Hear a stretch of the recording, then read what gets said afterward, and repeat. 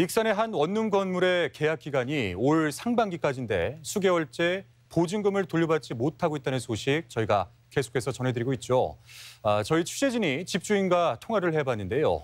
애초부터 불명확한 계약이었고 문제는 아무도 이런 불명확한 계약을 막지 못했다는 겁니다. 조수영 기자입니다. 집주인이 세입자 20여 명한테 보낸 입장문. 자기는 서류상 집주인이라 돈이 없다고 합니다.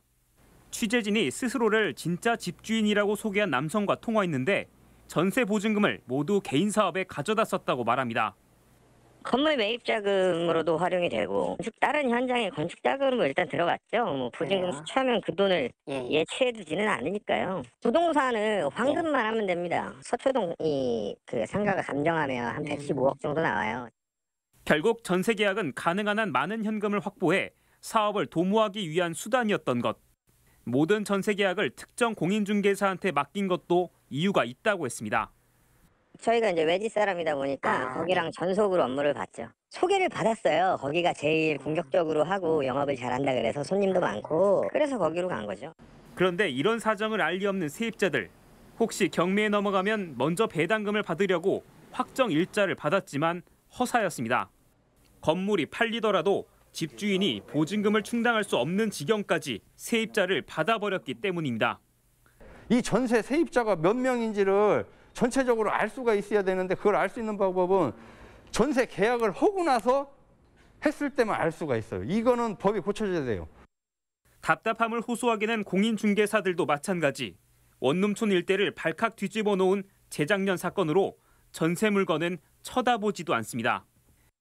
귀찮은 일에 엮이지 않으려고 하는 거죠.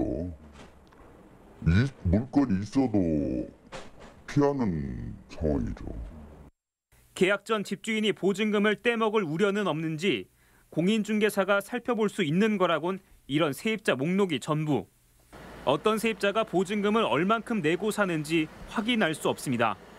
집주인에겐 사실상 빚에 해당하는 보증금이 얼마나 되는지 알기 위해선 확정일자 부여 현황을 호실별로 떼어봐야 하는데 여기엔 또 집주인 동의가 필수입니다.